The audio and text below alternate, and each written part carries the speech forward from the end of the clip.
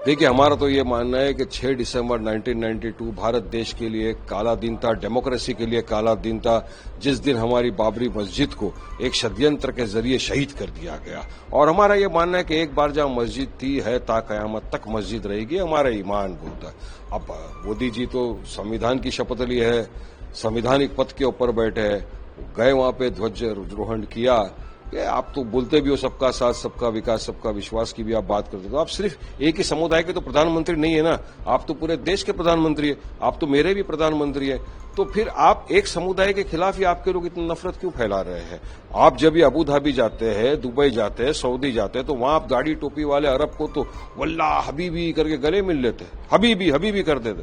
और वही भारत के मुसलमानों के खिलाफ तो आपके लोग अनाप शनाप बकवास करते, रोज जहर फैला रहे, रोज नफरत फैला रहे। हम इनको हमारी मस्जिद से नफरत, मदारिसों से नफरत, हर दिन बोलते हैं मस्जिद को बुलडोजर करके उड़ा दिया जाएगा, मदारिसों को उड़ाने की बात करता है। सुप्रीम कोर्ट की गाइडलाइंस के हिसाब से भी अगर हम जब अजान देते हैं तो आपके लोग आकर बोलते कि नहीं भूंगे निकाल दो। तो क्यों नफरत फैलाई जा रही है? सबका साथ, सबका विकास अगर आप वाकई में मानते हो तो आपको सबको लेकर साथ में चलना चाहिए ना, वरना तो देश देख रहा है कि क्या हो रहा है। एक ही समुदाय विषय के खिलाफ आप, एक समुदाय विषय के लिए आप ये सब करोगे तो दूसरों का क्या होगा? सबका साथ कैसा हुआ? यही बात है, समझना चाहिए, देश देख रहा है। नहीं, निश्चित भगवान राम की पूजा हम सब लोग करते हैं और हम सब भगवान राम के उपासक हैं, पूजा करते हैं। पर जिस तरीके की सरकार मार्केटिंग कर रही है, जिस तरीके से एडवर्टाइज करती है, मुझे लगता है केवल और केवल ये धर्म के नाम पे लोगों को गुमराह कर रहे हैं। भगवान राम की पूजा आराधना हर व्यक्ति करता है, पर बार बार एक वहाँ पर ले जाकर मार्केटिंग करना, मैं समझता हूँ कि सरकार केवल और केवल मार्केटिंग कर रही है और उसको पूरी तरीके से लोगों के बीच में लाकर केवल और केवल दिखावा कर रही है। देखिए, अयोध्या नरेंद्र मोदी जी कई बार गए।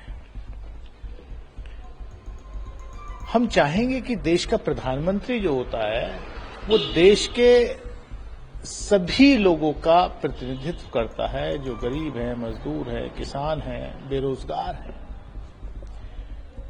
अब वहां पर अयोध्या के अंदर जिन लोगों के मकान टूटे हैं, जिन लोगों की जगह जो है अधिकृत की गई, उनको प्रॉपर मुआवजा नहीं मिला, उनको मुआवजा दिलाएं। जो देश भर से लोग वहां जाते हैं अयोध्या नगरी का दर्शन करने, उनके गरीब लोगों को खासतौर से उनके रहने की उचित व्यवस्था, उनको प्रसाद, जो एक मिनिमम रिक्वायरमेंट है वो पूरा होना चाहिए। वैसे तो देश के 52 साल, आजादी के 52 साल तक संघ ने, और जिस संघ से मोदी आते हैं, उन्होंने राष्ट्रीय ध्वज नहीं फहराया था अपने हेडक्वार्टर पर, लेकिन अब झंडा फहराने की बड़ी होड़ लगी हुई है।